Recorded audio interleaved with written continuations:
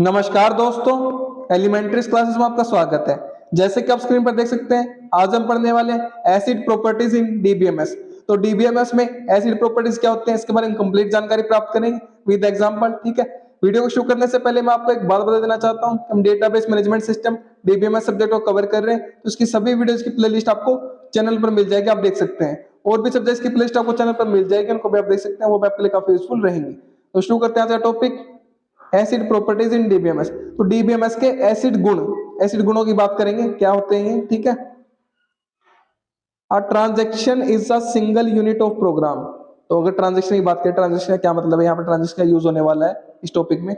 तो वो क्या है, सिंगल यूनिट है, एक सिंगल इकाई है प्रोग्राम की। ठीक है, that accesses and possibly updates one और more data items in the database. जो क्या करती है, डेटाबेस तक पहुंचती है, या फिर जो संभवतः हमारा क्या करती है, डेटा आइटम से जो डेटाबेस में उनको अपडेट करती है, उसमें बदलाव करती है। ठीक है,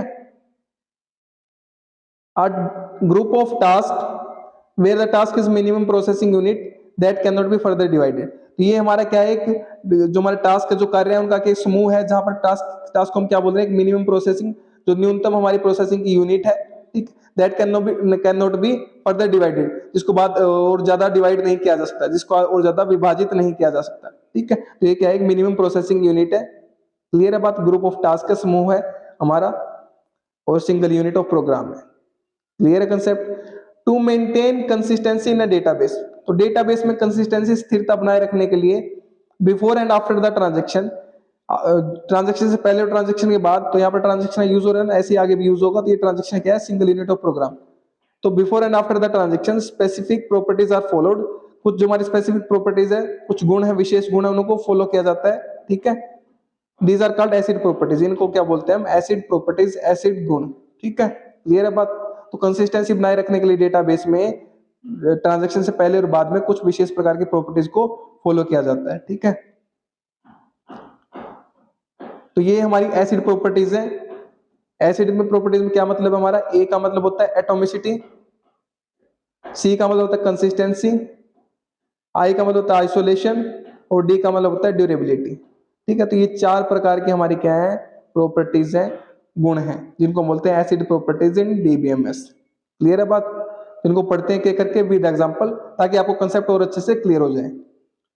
सबसे पहले देखते हैं एटोमिसिटी। एटोमिसिटी क्या होती है हमारी, atomicity ensure that either all the operations within a transaction are successfully completed और नन ऑफ देम आर। तो एटोमिसिटी हमारी क्या इंश्योर करती है, एटोमिसिटी का जो गुण है हमारा, वो यह सुनिश्चित करता है कि जो भी हमारे ऑपरेशन हो रहे हैं, जो भी कार्य हो रहे हैं, वो या तो पूरी तरीके से संपूर्ण हो, कंप्लीट हो। ठीक है, पूर्ण तरीके से, या फिर नन ऑफ देम, या फिर उसमें से कोई भी कंप्लीट ना हो। ठीक है, या तो हो या ना हो, बीच वाली कंडीशन नहीं होनी चाहिए, हाँ या ना, सिंपल सी बात है। If any part of the transaction fail, अगर कोई भी पार्ट है हमारा ट्रांजेक्शन का वो फेल हो जाता है, the entire transaction is rolled back, तो पूरी पूरी ट्रांजेक्शन है जो, उसको क्या कर लिया जाता है, वापस ले आया जाता है। ठीक है, living the database in its original state, तो जिसकी वजह से जो हमारा डेटाबेस रहेगा वो क्या रहेगा, उसकी ओरिजिनल स्टेट में रहेगा, उसकी वास्तविक स्थिति में रहेगा। क्लियर है बात, इसको एग्जांपल से समझते हैं ताकि कंसेप्ट आपको अच्छे से क्लियर हो जाए। एग्जांपल ऑफ एटोमिसिटी, तो यहाँ पर ट्रांजेक्शन मान लीजिए, आपको यहाँ पर क्या ट्रांजेक्शन हो रही है, ट्रांसफर $100 फ्रॉम अकाउंट ए से अकाउंट बी में क्या किया जा रहे हैं, डॉलर, जो हमारे $100 को ट्रांसफर किया जा रहा है, भेजा जा रहा है।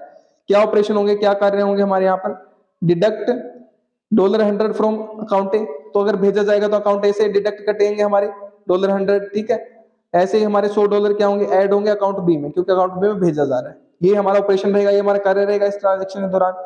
अब हमारे यहाँ पर एटोमिसिटी का क्या कार्य होगा, यहाँ पर देखिए आप, if any part of the transaction fail, अगर कोई भी पार्ट हमारा ट्रांजेक्शन फेल हो जाता है, कोई भी हिस्सा फेल हो जाता है, एग्जांपल के तौर पर अगर बात करें, deducting from account A succeed but adding to the account B fails, मतलब अकाउंट ए से तो कट गए हैं हमारे पैसे, ठीक है, लेकिन अकाउंट बी में ऐड नहीं हुए हैं, वहां पर फेल हो गया ट्रांजेक्शन हमारी। ठीक है, the entire transaction is rolled back to its initial state, तो जो पूरी की पूरी जो ट्रांजेक्शन हुई है वो क्या हो जाएगी, जो उसकी इनिशियल स्टेट है, जो उसकी शुरुआती जो स्थिति है, वहां पर पहुंच जाएगी। Ensuring that the neither account is affected partially, तो यह इंश्योर करेगा, यह सुनिश्चित करेगा एटोमिसिटी कि जो हमारा कोई भी अकाउंट है, अकाउंट ए है या अकाउंट बी है, वो पार्शियली हमारा आंशिक रूप से क्या अफेक्ट, असर ना पड़े, उस पर प्रभावित ना हो। ठीक है, तो सिंपल सी बात है, अगर ट्रांजेक्शन फेल हो जा रही है तो कोई फर्क नहीं पड़ेगा अकाउंट ए पर, अकाउंट बी पर, क्योंकि पूरी पूरी ट्रांजेक्शन क्या हो जाएगी, वापस हो जाएगी, रोल बैक हो जाएगी। ठीक है। अगर इसमें से कट गए हैं पैसे, इसके पास नहीं पहुंच रहे हैं, तो क्या हो जाएंगे, वापस इसके पास आ जाएंगे, इसके पास नहीं पहुंचेंगे, तो ट्रांजेक्शन सेम रहेगी, कोई फर्क नहीं पड़ेगा। क्लियर है? एग्जाम्पल से कंसेप्ट क्लियर हो गया, ठीक है। नेक्स्ट बात करते हैं हम सेकंड, जो हमारी प्रॉपर्टी है वो क्या है, कंसिस्टेंसी, ठीक है, स्थिरता। Consistency ensure that the database remains in valid state before and after transaction. तो जो हमारी कंसिस्टेंसी होती है वह यह सुनिश्चित करती है कि जो हमारा डेटाबेस है वो क्या रहे, मान्य स्थिति में रहे, वैलिड स्टेट में रहे, before and after transaction, transaction पहले और ट्रांजेक्शन के बाद, ठीक है। This means that all data integrity constants such as primary key constant, foreign key constants are enforced through the transaction.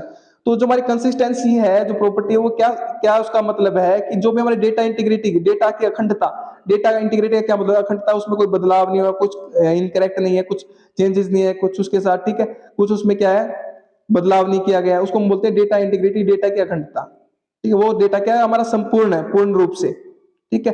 तो जो डेटा इंटीग्रिटी के हमारे कॉन्स्टेंट्स, जो कॉन्स्टेंट का क्या मतलब है, नियम और शर्तें, जो भी हमारे नियम है, रूल्स है, रेगुलेशन, कंडीशंस है हमारी, ठीक है, जैसे कि प्राइमरी की कॉन्स्टेंट्स हो गए, प्राइमरी की के रूल्स हो गए, फॉरेन की के रूल्स हो गए, वो क्या रहेंगे, एनफोर्स्ड रहेंगे, लागू रहेंगे पूरी ट्रांजेक्शन के दौरान, डेटा इंटीग्रिटी को बनाए रखने के लिए, ठीक है। अगर आपको ये प्राइमरी की, फॉरेन की के बारे में नहीं पता, आपको टेंशन लेने की जरूरत नहीं, अभी यहाँ पर जानने की जरूरत भी नहीं है, इसको आगे आने वाली वीडियो में पढ़ेंगे, ठीक है। तो यहाँ पर सिंपल सी बात बोली है, कंसिस्टेंसी बनी रहेगी, स्थिरता बनी रहेगी, before and after transaction, transaction से पहले और ट्रांजेक्शन के बाद भी। इसका क्या मतलब है, जो हमारी डेटा की इंटीग्रिटी के कॉन्स्टेंट्स, नियम और शर्तें हैं, जैसे प्राइमरी की नियम है, फॉरेन की नियम है, वो पूरे क्या रहेंगे, लागू रहेंगे हमारे ट्रांजेक्शन के दौरान, ठीक है, जिससे कि हमारी डेटा की कंसिस्टेंसी बनी रहे। इसको एग्जांपल से समझते हैं ताकि कंसेप्ट आपको और अच्छे से क्लियर हो जाए, ठीक है। एग्जांपल ऑफ कंसिस्टेंसी, तो ट्रांजेक्शन हमारी हो रही है, क्या ट्रांजेक्शन हो रही है, transfer $100 from account A to account B, वही ट्रांजेक्शन हमारी कि $100 को हमें अकाउंट ए से अकाउंट बी में भेजा जा रहा है, ट्रांसफर किया जा रहा है, ठीक है, ट्रांसफर करना है। कंस्टेंट क्या हमारा, नियम क्या है यहाँ पर, total account balance should remain constant. तो जो भी हमारा टोटल अकाउंट का बैलेंस है, मान लीजिए अकाउंट ए का बैलेंस है, अकाउंट बी का बैलेंस, वो क्या रहना चाहिए, कांस्टेंट रहना चाहिए। क्लियर है बात? ऑपरेशन क्या कार्य, क्या परफॉर्म होंगे यहाँ पर, deduct $100 from account A, account A से हमारे क्या करेंगे, $100 हमारे कटेंगे, ठीक है, कटेंगे तभी तो उसमें जाएंगे ना अकाउंट बी में, एड $100 टू अकाउंट बी, तो क्या ऑपरेशन, क्या कार्य परफॉर्म होगा हमारा, जो $100 अकाउंट ए से कटेंगे तो क्या किए जाए, ऐड किए जाए अकाउंट बी में, ठीक है। Even during the transaction the total balance across all the accounts remains unchanged ensuring consistency. पूरी ट्रांजेक्शन के दौरान जो हमारा टोटल बैलेंस रहेगा, मान लीजिए अकाउंट ए का हमारा बैलेंस है, ठीक है, और अकाउंट बी का बैलेंस है जो हमारा, वो क्या रहेगा, अनचेंज रहेगा, उसमें कोई बदलाव नहीं रहेगा during the transaction, ensuring consistency. इससे क्या होता है, हमारा जो कंसिस्टेंसी है, जो स्थिरता है, वो क्या होती है, सुनिश्चित होती है। क्लियर है बात? Before and after the transaction हमारा क्या रहेगा, ये कंसिस्टेंट रहेगा। क्लियर है? अब देखते हैं हमारे थर्ड प्रॉपर्टी को, जो कि हमारी आइसोलेशन, ठीक है। Isolation ensure that the execution of one transaction is isolated from the execution of other transaction. तो तुम्हारी आइसोलेशन प्रॉपर्टी होती है, वह यह सुनिश्चित करती है, इंश्योर करती है कि एक ट्रांजेक्शन अगर चल रही है, हमारी एग्जीक्यूट हो रही है, और दूसरी ट्रांजेक्शन भी एग्जीक्यूट हो रही है, दोनों अलग अलग रहे, दोनों को एक दूसरे के बारे में पता ना चले क्या हो रहा है, ठीक है। Each transaction operate independently of others, हर एक ट्रांजेक्शन स्वतंत्र रूप से एग्जीक्यूट हो, ठीक है, चले। If it were only transaction running on the database, इस तरीके से चले कि ऐसा लगे कि डेटाबेस में सिर्फ एक अकेली वही ट्रांजेक्शन चल रही है, ठीक है। Isolation prevents interference between transactions and maintain data integrity, ठीक है। तो जो हमारी आइसोलेशन की प्रॉपर्टी होती है, वो क्या करती है, इंटरफेरेंस, जो हस्तक्षेप होता है हमारा ट्रांजेक्शन के बीच में, उसको क्या करते हैं, प्रिवेंट करती है, रोकती है, ठीक है। और डेटा इंटीग्रिटी है, जो डेटा की अखंडता है, डेटा हमारा संपूर्ण रहे, सही रहे, उसको मेंटेन करके रखती है। क्लियर है बात? इसको समझते हैं एग्जांपल से, ताकि आपको कांसेप्ट अच्छे से क्लियर हो जाए। एग्जांपल ऑफ आइसोलेशन देखते हैं हम। कस्टमर 1, मान लीजिए ग्राहक है, वो ट्रांजेक्शन कर रहा है, कस्टमर 2 की ट्रांजेक्शन हो रही है, purchase 1 copy of book X, तो ऑनलाइन ट्रांजेक्शन की जा रही है, मान लीजिए ऑनलाइन कोई स्टोर है जिस पर एक्स नाम की एक बुक है, उसको खरीदा जा रहा है, ठीक है। इसने क्या करी, ट्रांजेक्शन को चला, एग्जीक्यूट किया। कस्टमर 2 की ट्रांजेक्शन, कस्टमर 2 ने भी ट्रांजेक्शन की, also attempt to purchase 1 copy of book X, तो बुक एक्स नाम की जो बुक है उसकी एक कॉपी ये भी खरीदने का क्या कर रहा है, अटेम्प्ट कर रहा है, प्रयास कर रहा है कस्टमर 2। इस सिनेरियो में क्या होगा, इस परिदृश्य में क्या होगा हमारा, the isolation property ensure that the customer 2 transaction to purchase book X is not affected by the ongoing transaction of customer 1। तो इस परिदृश्य में, सिनेरियो में, जो हमारी आइसोलेशन प्रॉपर्टी है, यह सुनिश्चित करेगी जो कस्टमर 2 की ट्रांजेक्शन हो रही है बुक को परचेज करने की, बुक एक्स को परचेज करने की, वो इफेक्ट ना हो, उस पर असर ना पड़े जो ट्रांजेक्शन 1 की जा रही है हमारी कस्टमर 1 के द्वारा। Even if customer 1 transaction has reserved the last copy of book X and is in progress, customer 2 transaction will not be able to purchase the same book। यद्यपि हम देख सकते हैं कि कस्टमर 1 की ट्रांजेक्शन हमारी कस्टमर 1 की जो हमारी ट्रांजेक्शन है वो पहले चली है, तो उसने क्या कर लिया है, रिजर्व कर लिया है लास्ट कॉपी को, हमारी बुक एक्स को, ठीक है, उसको आरक्षित कर लिया है, ठीक है, तो वो प्रोग्रेस में हमारी प्रक्रिया में है। तो कस्टमर 2 की ट्रांजेक्शन क्या होगी, अभी एबल नहीं होगी परचेज करने के लिए सेम बुक को, क्योंकि बुक एक्स नाम की हमारी सेम बुक है, उसको परचेज करने के लिए अभी एबल नहीं होगी। ठीक है, क्लियर बात। यहां पर आप देखिए, isolation prevents the possibility of customer 2 transaction succeeding and purchasing a book that is no longer available due to the action of customer 1 transaction.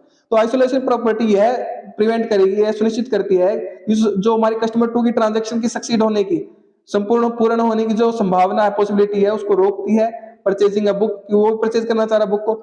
ऐसा क्यों है, that is no longer available, क्योंकि जो बुक एक्स नाम की जो book थी उसकी एक ही कॉपी बची हुई थी, ठीक है, एक ही बुक बची हुई थी, क्योंकि वो अब क्या है, that is no longer available due to the action of customer 1 transaction. तो कस्टमर 1 ने जो ट्रांजेक्शन की, एक्शन जो परफॉर्म किया, कार्य किया, उसकी वजह से क्या है, उसकी कॉपी अवेलेबल नहीं है, तो वो क्या करेगा, रोकेगा कस्टमर 2 की ट्रांजेक्शन को होने से। This example demonstrates how isolation ensure that the transaction operate independently of each other. तो ये एग्जांपल हमें दर्शाता है, उदाहरण हमें दर्शाता है कि किस प्रकार से आइसोलेशन की जो प्रॉपर्टी है वो ये सुनिश्चित करती है कि जो हमारी ट्रांजैक्शन हो रही है वो इंडिपेंडेंटली हो, स्वतंत्र रूप से हो एक दूसरे के, ठीक है, preventing scenarios such as double booking और over commitment of limited resources. तो जो हमारे लिमिटेड रिसोर्सेज, मान लीजिए यहाँ पर बुक एक्स थी, तो वो हमारे पास एक ही कॉपी बची हुई थी, दो कस्टमर्स को खरीदना चाह रहे थे, तो पहले कस्टमर ने उसको खरीदा, तो उसको क्या, उसके लिए क्या हो गई, वो रिजर्व हो गई, ठीक है। तो इससे क्या होता है, हमारी सोल्यूशन क्या करता है, प्रिवेंट करता है ऐसे परिदृश्यों को, ऐसे सिनेरियो को कि डबल बुकिंग ना हो जाए, दोहरी बुकिंग ना हो जाए, ठीक है। ओवर कमिटमेंट से बचता है कि भाई दो बुकिंग होगी लेकिन है उसके पास एक ही कॉपी, तो इससे क्या विश्वास भी टूटता है कस्टमर का, ठीक है। तो ओवर कमिटमेंट से बचता है जो हमारे, क्योंकि लिमिटेड रिसोर्सेज है हमारे पास, लिमिटेड सीमित संसाधन है, तो उसके लिए ओवर कमिट नहीं करना चाहिए, ठीक है। तो ये हमारा एग्जांपल था आइसोलेशन का, इस प्रकार से आइसोलेशन प्रॉपर्टी वर्क करती है, ठीक। अब देखते हैं फोर्थ पॉइंट, फोर्थ प्रॉपर्टी हमारी क्या, ड्यूरेबिलिटी, ठीक है। Durability guarantees that once a transaction is committed.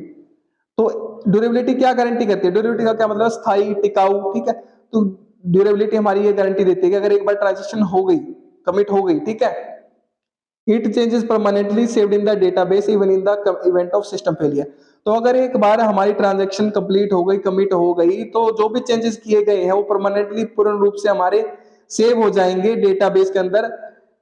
बेशक से जो सिस्टम का हमारा वो फेलियर हो जाए, सिस्टम खराब हो जाए, ठीक है, सिस्टम खराब होने की कोई घटना हो जाए, इवेंट हो जाए, उसके उसका भी उस पर कोई फर्क नहीं पड़ेगा, एक बार अगर ट्रांजैक्शन कमिट हो गई है, ठीक है, पूरी हो गई है, तो इस बात की गारंटी देता है हमारा ड्यूरेबिलिटी प्रॉपर्टी, ठीक है।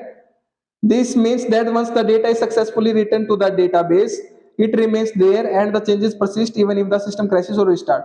तो इसका क्या मतलब है कि अगर एक बार डेटा सक्सेसफुली रिटर्न कर दिया, राइट कर दिया गया, हमारे डेटाबेस के अंदर लिख दिया गया है, ठीक है, इट रिमेन्स देयर, वो वहां पर रहेगा, एंड द चेंजेस परसिस्ट, और जो भी चेंजेस बदलाव किए गए हैं वो वहां पर रहेंगे, even if the system crashes, अगर बेशक से सिस्टम क्रैश हो जाए या फिर सिस्टम रिस्टार्ट हो जाए, किसी भी कंडीशन में अगर एक बार कमिट हो गया हमारा ट्रांजैक्शन, तो वहां पर वो डेटा रहेगा डेटाबेस के अंदर। ये मतलब है ड्यूरेबिलिटी का, ठीक है, ये मतलब है ड्यूरेबिलिटी का, स्थायी का, ठीक है, टिकाऊपन का। इसको एग्जांपल से समझते हैं ताकि आपको कांसेप्ट अच्छे से क्लियर हो जाए। एग्जांपल ऑफ ड्यूरेबिलिटी देखते हैं। ट्रांजैक्शन हुई है हमारी, ट्रांसफर करने हमें $100 from account A to account B, ठीक है। After the transaction is committed and acknowledged, अगर एक बार ट्रांजैक्शन हमारी कमिट हो गई, पूरी हो गई, एक्नॉलेज उसके बारे में पता चल गया, ठीक है, the changes made to account A and account B deducting from account A, तो अकाउंट ए से डिडक्ट हो जाएंगे, कट जाएंगे पैसे, $100 जो हमारे डॉलर है, और ऐड हो जाएंगे हमारे अकाउंट बी में, ठीक है, और permanently stored in the database. तो अगर एक बार हमारी ट्रांजैक्शन पूरी हो गई, उसके बारे में एक्नॉलेज पता चल गया, द चेंजेस जो हमारे मेड होंगे अकाउंट ए और अकाउंट बी में, वो परमानेंटली स्टोर हो जाएंगे डेटाबेस में, परमानेंटली संग्रहित हो जाएंगे, ठीक है, even if the system crashes और स्टार्ट, बेशक से सिस्टम क्रैश हो जाए, स्टार्ट हो जाए, उसका कोई फर्क नहीं पड़ेगा, the transferred amount remains intact in both accounts. जो ट्रांसफर किया जा चुका अमाउंट $100 जो ट्रांसफर किए जा सकते हैं वो इंटैक्ट रहेंगे, बरकरार रहेंगे, एज इट इज रहेंगे दोनों के दोनों अकाउंट में, ठीक है, उनमें कोई बदलाव नहीं होगा, बेशक सिस्टम नष्ट हो जाए, क्रैश हो जाए, कुछ भी हो जाए, रिस्टार्ट हो जाए, क्योंकि वो क्या हो गया है, हमारी ट्रांजैक्शन कमिट हो गई है, पूरी हो गई है, ठीक है। ये हमें बताती है ड्यूरेबिलिटी, कि किस प्रकार से जो हमारी ड्यूरेबिलिटी की प्रॉपर्टी है, स्थायी प्रॉपर्टी है, वो स्थायी रखती है हमारी डेटा को, चेंज नहीं होने देती, ठीक है, टिकाऊ रखती है बिल्कुल। तो ये हमारी क्या थी, 4 प्रॉपर्टी थी हमारी एसिड प्रॉपर्टी, जिसको हम बोलते हैं एटोमिसिटी, ठीक है, कंसिस्टेंसी, आइसोलेशन, ड्यूरेबिलिटी। चारों के बारे में हमने बहुत डिटेल में, बहुत अच्छे से, बहुत एग्जांपल के साथ समझा, ठीक है। उम्मीद करता हूँ कि आपको कंसेप्ट क्लियर हो गए होंगे, मैंने बहुत अच्छे समझाने की कोशिश की है, ठीक है। तो पढ़िए और पढ़ाइए, अपने दोस्तों शेयर कीजिए वीडियो को, ताकि उनकी भी हेल्प हो सके। अगर आप शेयर कर रहे हैं तो आप उनको पढ़ा रहे हैं, मैं नहीं पढ़ा रहा, आप उनकी हेल्प कर रहे हैं, मैं नहीं कर रहा। अगर आप चैनल पर नए हैं तो चैनल को सब्सक्राइब कर दीजिए, वीडियो को लाइक कर दीजिए, एक अच्छा सा प्यारा सा कमेंट कर दीजिए अगर आपको वीडियो अच्छी लगी है तो। और हाँ, अगर आपको इसके नोट्स चाहिए तो वीडियो के नीचे डिस्क्रिप्शन में आपको नोट्स के लिए लिंक मिल जाएगा, वहां से आप नोट्स को एक्सेस कर सकते हैं। मेरे साथ वीडियो में अंत तक बने रहने के लिए धन्यवाद। Thank you so much again.